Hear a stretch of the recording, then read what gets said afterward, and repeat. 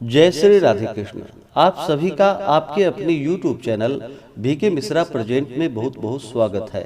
आइए आज आप सब सुनेंगे आषाढ़ मास शुक्ल पक्ष देवशयनी एकादशी व्रत की कथा और अंत में सुनेंगे एकादशी माता की आरती।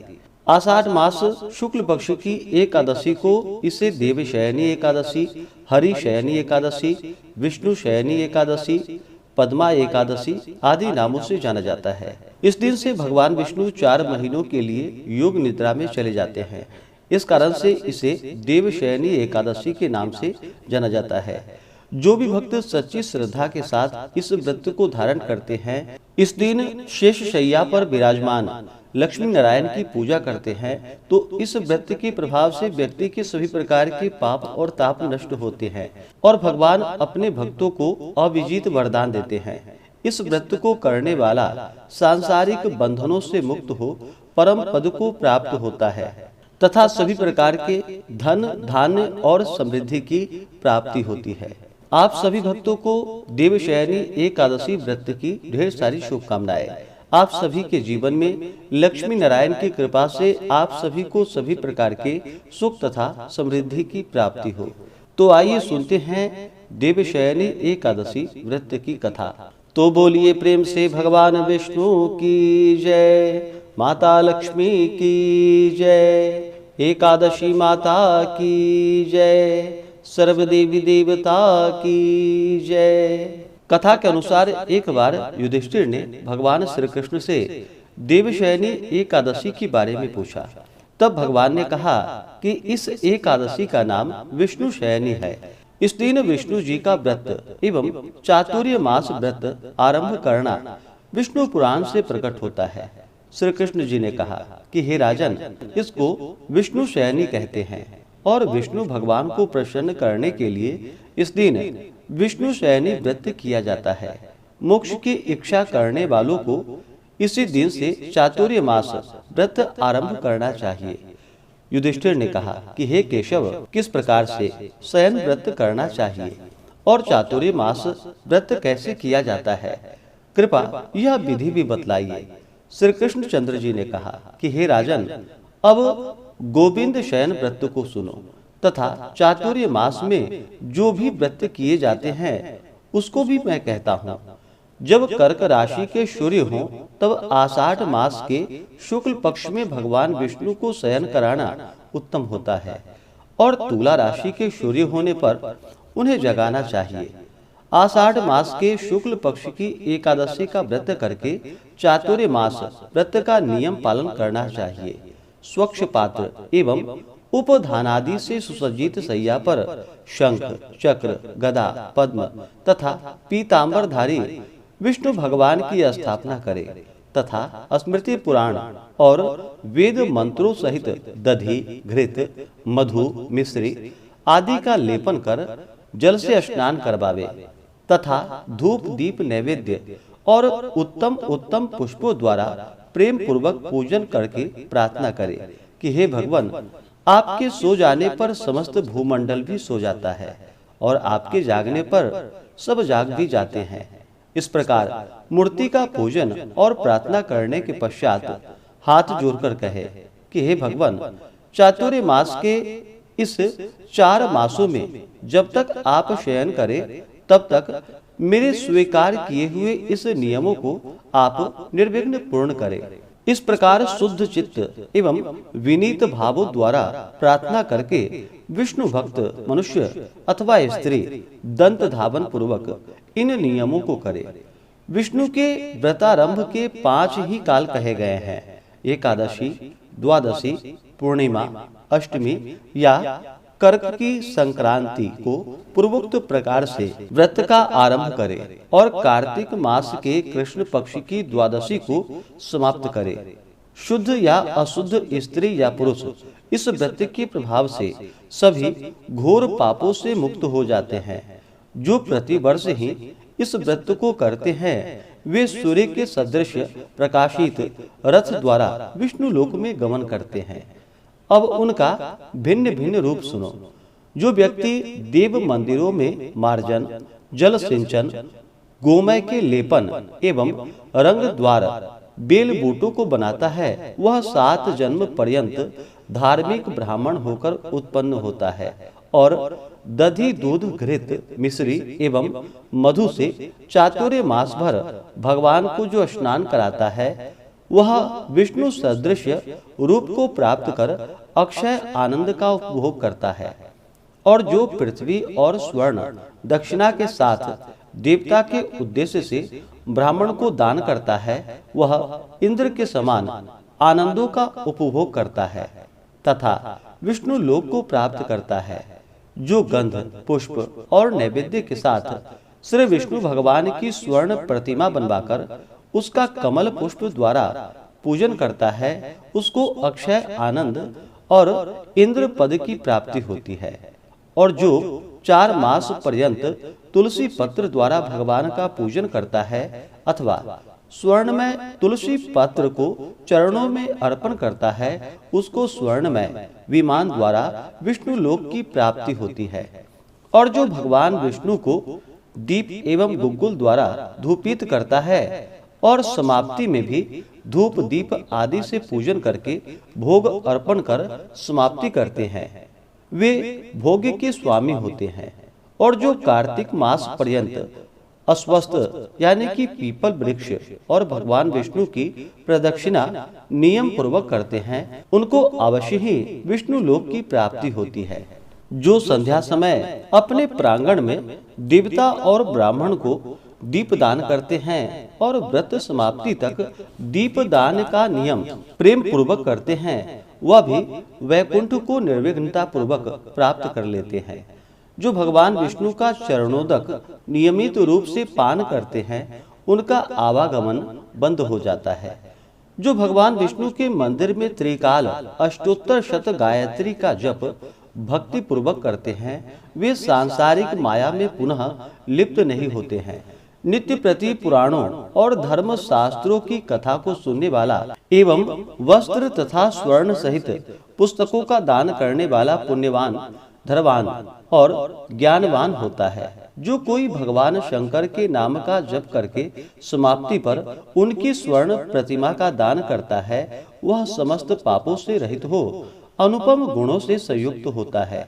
जो नित्य प्रति भगवान भुवन भास्कर को अर्घ्य दान कर उनका ध्यान करता है और समाप्ति में स्वर्ण और रक्त वस्त्र सहित गोदान करता है वह आरोग्य एवं दीर्घजीवी होता है। चातुर्य मास पर्यंत गायत्री मंत्र द्वारा यथोचित संख्या में तिल से होम करने वाला और समाप्ति पर तिल सहित पात्र का दान करने वाला कायिक वाचिक एवं मानसिक पापों से रहित हो जाता है। वह आरोग्य दीर्घायु एवं शुभ संतति वाला होता है। चातुर्य मास पर्यंत अन्न का हवन करने वाला एवं घी कुंभ वस्त्र और सोने का दान करने वाला आरोग्यता तेज और ऐश्वर्य का लाभ करता है तथा शत्रुओं पर जय लाभ करता है। अस्वस्थ वृक्ष की सेवा करने वाला और अंत में स्वर्ण सहित वस्त्र दान करने वाला अपने महान पापों को भस्म कर देता है। श्री विष्णु तुलसी को धारण करने वाला और श्री विष्णु प्रिय तुलसी को धारण करने वाला और ब्राह्मणों को भोजन कराने वाला विष्णु लोक प्राप्त करता है।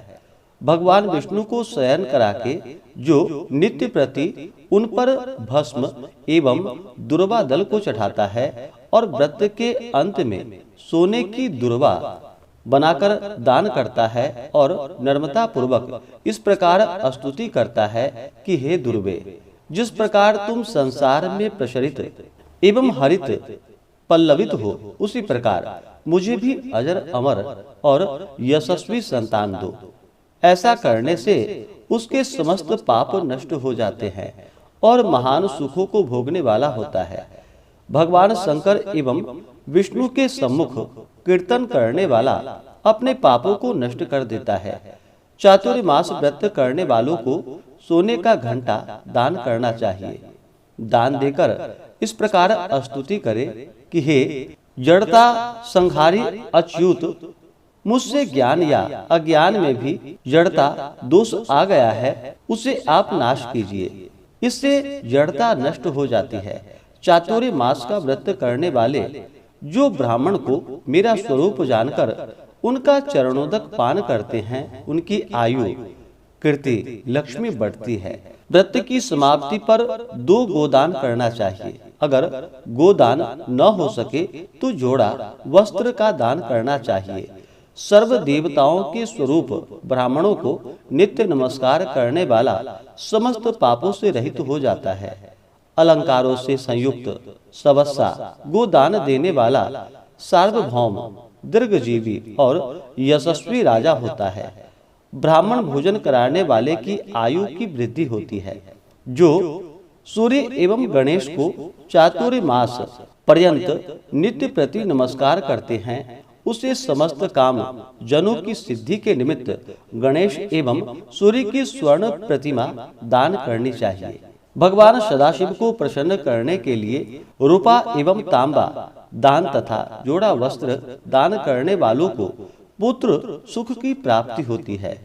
व्रत की समाप्ति पर मधुपूर्ण तांबा का पात्र एवं गुड़ का दान करना चाहिए। भगवान के सोने के समय में जोड़ा वस्त्र, तिल, गुड़ और स्वर्ण का दान करने वाले महान पुण्य के भागी होते हैं। समाप्ति पर यथाशक्ति दान करने वाला वस्त्र एवं सैया का दान करने वाला अक्षय फल को पाता है और कुबेर के समान धनी होता है। भगवान श्री कृष्ण ने कहा कि हे राजन, राज्यार्थी राज्य एवं पुत्रार्थी पुत्र को और निष्काम मोक्ष को पाता है। चातुर्य मास में ब्राह्मण को शाक, फल एवं मूल भोजन देने वाला और समाप्ति में यथाशक्ति दान दक्षिणा देने वाला राज्य का भागी होता है। विष्णु शयनी में सूर्य के निमित्त शोठ, मिर्च और पीपर, कपास, वस्त्र दान करने वाला और व्रत की समाप्ति पर सोने की बनी हुई सोंठ, मिर्च और पीपर का स्ववस्त्र दान करने वाला 100 वर्ष पर्यंत जीता है और उसके सभी मनोरथ पूर्ण होते हैं और वह अंत में स्वर्ग लोक को जाता है। जो बुद्धिमान एवं कर्मकांडी ब्राह्मण को मोती का दान करता है, वह कीर्तिमान होता है। जो तांबूल का दान करके तांबूल का खाना त्याग देता है और समाप्ति में दक्षिणा के सहित रक्त वस्त्र का दान करता है, उसको तांबूल दान के द्वारा इस लोक में गंधर्व तत्व और परलोक में स्वर्ग की प्राप्ति होती है। वह ब्रह्मा, विष्णु एवं शिव रूप है। अस्तु इसके दान करने से देवताओं द्वारा प्रचुर संपत्ति प्राप्त होती है। चातुर्य मास में जो स्त्री पुरुष नित्य प्रति गौरी एवं लक्ष्मी को प्रसन्न करने के लिए हरिद्रा दान करते हैं और व्रत की समाप्ति पर रजत पूर्ण हरिद्रा दान करते हैं, वह स्त्री पुरुष परस्पर एक दूसरे के आश्रय में आनंद पूर्वक जीवन यापन करते हैं तथा साथ ही साथ सौभाग्य एवं अक्षय धन धान्य के साथ सुख भोग कर स्वर्गगामी होते हैं। चातुर्य मास में षटरस से युक्त 52 प्रकार के दिव्य व्यंजनों प्रेम पूर्वक ब्राह्मणों को भोजन कराकर शक्ति के अनुसार दान करना चाहिए। यदि नित्य प्रति दान करने में असमर्थ हो तो अष्टमी, अमावस्या, पूर्णिमा एवं प्रति रविवार को या प्रति शुक्रवार को दान करे और व्रत समाप्ति पर भूदान करे। भूदान करना शक्ति से बाहर हो तो स्वर्ण से युक्त गोदान करे। यदि इसमें भी असमर्थ हो तो स्वर्ण सहित पादुका एवं स्वच्छ वस्त्रों का दान करे। इस प्रकार के दान करने वालों को अन्न एवं पुत्र पौत्रादि संपत्ति, विष्णु भक्ति और अंत समय में विष्णु लोक की प्राप्ति होती है। सवस्सा अर्थात दूध देती हुई गौ, आभूषण एवं दक्षिणा सहित दान करने वाले को उत्तम एवं शुद्ध बुद्धि की उत्पत्ति होती है।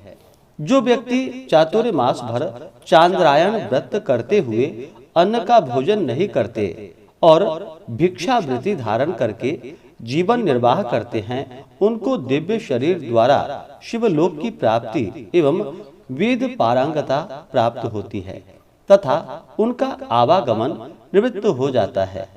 इस प्रकार व्रत एवं नियमानुसार पूजन करने वाले से भगवान विष्णु अत्यंत ही प्रसन्न होते हैं और जागरण तथा शयन करने वाले दिन को व्रत रखने वालों को गरुड़ द्वारा भगवत गति की प्राप्ति होती है।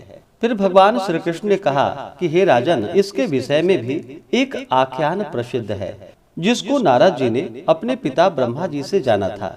ब्रह्मा जी ने कहा कि हे पुत्र, तुमने उचित प्रश्न किया है, क्योंकि एकादशी से उत्तम कोई दूसरा व्रत नहीं है। पापों से मुक्त होने वाले के लिए यह व्रत अत्यंत ही उत्तम है। जो मनुष्य इस व्रत को नहीं करते वे अवश्य ही नरक के भोग के अधिकारी होते हैं। जब आषाढ़ मास के शुक्ल पक्ष की एकादशी का महात्म्य ध्यान पूर्वक सुनो। इस व्रत को किस प्रकार करना चाहिए? आषाढ़ मास के शुक्ल पक्ष की एकादशी का नाम पद्मा है। इस व्रत के करने से भगवान अत्यंत ही प्रसन्न होते हैं। यह कथा पौराणिक है, जिसके सुनने और कहने से घोर पाप भी छूट जाते हैं। सूर्यवंश में एक चक्रवर्ती, सत्यवादी और अत्यंत ही प्रभावशाली मानधाता नामक राजा उत्पन्न हुआ था। वह अपनी प्रजा का पालन पुत्र के सदृश करता था। उसने बहुत दिन तक राज्य किया। किसी कारणवश पूर्व कर्म के फल से उस राज्य में जल की वृष्टि नहीं हुई, जिससे क्षुधा से पीड़ित होकर उसकी प्रजा अत्यंत ही कष्ट को प्राप्त हुई और अन्न भाव से यज्ञ एवं वेदा अध्ययन आदि सभी कर्म कार्य उसके राज्य में बंद हो गए। कुछ काल के उपरांत क्षुधा से व्याकुल प्रजा जन आपस में सम्मति करके राजा के पास गए और हाथ जोड़कर अत्यंत ही नम्रता के साथ उनसे कहा कि हे महाराज, सभी सृष्टि का मूल कारण वर्षा के न होने से आपकी सारी प्रजा क्षुधा से व्याकुल होकर तड़प रही है। हे राजन, अब आप ही कोई ऐसी युक्ति करिए जिससे सभी प्रकार के कष्ट से निवृत्त हो जाए। इस प्रकार प्रजा के दीन वचनों को सुनकर राजा ने कहा कि आप सब लोग सत्य ही कह रहे हैं। अन्न उत्पन्न होने का मूल कारण वर्षा ही है, जिसके न होने पर ही आप लोग को इस प्रकार का कष्ट उठाना पड़ रहा है।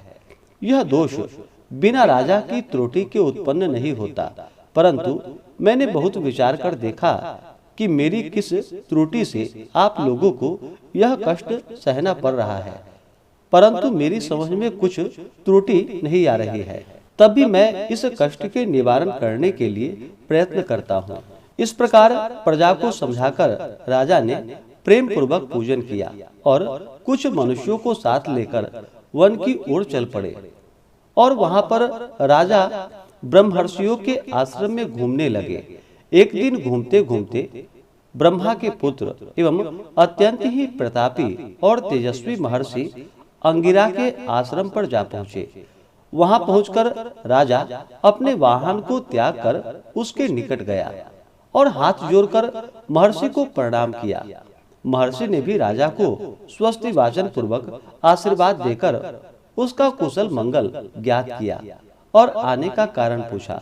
तब राजा ने कुशल मंगल कहने के पश्चात अपने आने का कारण कहा कि हे महाराज, मैं धर्म पूर्वक सुचारू रूप से अपनी प्रजा का पालन पुत्रवत करता हूँ, परंतु मालूम नहीं मेरे पूर्व कर्म के किस पाप के कारण मेरे राज्य में 3 वर्ष से बराबर वर्षा नहीं हो रही है, जिससे मेरी प्रजा अत्यंत ही कष्ट को भोग रही है। यही पूछने के निमित्त और अपनी प्रजा को कष्ट से छुड़ाने के लिए आपके पास आया हूँ। राजा की इस कष्टपूर्ण बातों को सुनकर महर्षि ने कहा कि हे राजन, यह युग सर्व युगों में श्रेष्ठ है, कारण कि इस युग में धर्म 4 पदों से वर्तमान है, जिसमें तपस्या आदि धर्म कार्य ब्राह्मण ही करते हैं, अन्य जाति नहीं कर सकती। इस समय तुम्हारे राज्य में एक शूद्र घोर तपस्या में कटिबद्ध है। इसी दोष के कारण तुम्हारे राज्य में वर्षा नहीं हो रही है। अतः अपने राज्य और अपनी प्रजा के कल्याण के लिए उस शूद्र तपस्वी का वध कर दीजिए। राजा ने कहा कि हे मुनि जी, इस प्रकार निरपराध शूद्र तपस्वी को मैं मारने में असमर्थ हूँ। अस्तु, आप और कोई दूसरी युक्ति बतलाइए। जिससे मेरे राज्य का कष्ट मिट जाए। तब मुनि ने कहा, अगर यह बात है तो तुम आषाढ़ मास के शुक्ल पक्ष की एकादशी का व्रत करो। यह व्रत अत्यंत ही महात्म्यशाली है और इसके करने से तुम्हारे राज्य का सब कष्ट दूर हो जाएगा। इस व्रत को तुम अपनी सब प्रजा के साथ प्रेम पूर्वक करो। इस प्रकार मुनि की आज्ञा शिरोधार्य करके राजा अपने घर चला आया और सब प्रजा सहित आषाढ़ मास की शुक्ल पक्ष की एकादशी का व्रत प्रेम पूर्वक किया। इस व्रत के प्रभाव से राजा के राज्य में उत्तम वृष्टि हुई और पृथ्वी जल से परिपूर्ण हो गई। भगवान की कृपा से प्रजा कष्ट से मुक्त हो गई। इसलिए इस व्रत को सभी मनुष्यों को करना चाहिए। यह व्रत मुक्ति को प्रदान करने वाला एवं अत्यंत ही पुण्य फल को देने वाला है। इसको पढ़ने और सुनने से मनुष्य के घोर से घोर पाप नष्ट हो जाते हैं। तो बोलिए प्रेम से भगवान विष्णु की जय, माता लक्ष्मी की जय। तो आइए अब सुनते हैं एकादशी माता की आरती। तो बोलिए प्रेम से एकादशी माता की जय। ओम जय एकादशी माता, विष्णु पूजा व्रत को धारण कर शक्ति मुक्ति पाता। ओम जय एकादशी माता, विष्णु पूजा व्रत को धारण कर शक्ति मुक्ति पाता। तेरे नाम गिनाओ देवी भक्ति प्रदान करनी, गण गौरव की देनी माता शास्त्रों में वर्णी। ओम जय एकादशी माता, विष्णु पूजा व्रत को धारण कर शक्ति मुक्ति पाता। मार्गशीर्ष के कृष्ण पक्ष की उत्पन्ना विश्वतारिणी जन्मी, शुक्ल पक्ष में हुई मोक्षदा मुक्तिदाता बन आई। ओम जय एकादशी माता, विष्णु पूजा व्रत को धारण कर शक्ति मुक्ति पाता। पौष के कृष्ण पक्ष की सफला नामक है, शुक्ल पक्ष में होए पुत्रदा आनंद अधिक रहे। ओम जय एकादशी माता, विष्णु पूजा व्रत को धारण कर शक्ति मुक्ति पाता। नाम षट तीला माघ मास में कृष्ण पक्ष आवे, शुक्ल पक्ष में जया कहावे विजय सदा पावे। ओम जय एकादशी माता, विष्णु पूजा व्रत को धारण कर शक्ति मुक्ति पाता। विजया फाल्गुन कृष्ण पक्ष में शुक्ला आमल की, पाप मोचिनी कृष्ण पक्ष में चैत्र महाबली की। ओम जय एकादशी माता, विष्णु पूजा व्रत को धारण कर शक्ति मुक्ति पाता। चैत्र शुक्ल में नाम कामदा धन देने वाली, नाम वरुथिनी कृष्ण पक्ष में वैशाख माह वाली। ओम जय एकादशी माता, विष्णु पूजा व्रत को धारण कर शक्ति मुक्ति पाता। शुक्ल पक्ष में होए मोहिनी अपराज्येष्ठ कृष्ण पक्षी, नाम निर्जला सब सुख करणी शुक्ल पक्ष रखी। ओम जय एकादशी माता, विष्णु पूजा व्रत को धारण कर शक्ति मुक्ति पाता। योगिनी नाम आषाढ़ माह में जानो कृष्ण पक्ष करणी, देव शयनी नाम कहायो शुक्ल पक्ष धरणी। ओम जय एकादशी माता, विष्णु पूजा व्रत को धारण कर शक्ति मुक्ति पाता। कामिका श्रावण मास में आवे कृष्ण पक्ष कहिए, श्रावण शुक्ल में होए पवित्रा आनंद से रहिए। ओम जय एकादशी माता, विष्णु पूजा व्रत को धारण कर शक्ति मुक्ति पाता। अजा भाद्रपद कृष्ण पक्ष की परिवर्तिनी शुक्ला, इंद्रा अश्विनी कृष्ण पक्ष में व्रत से भव सागर निकला।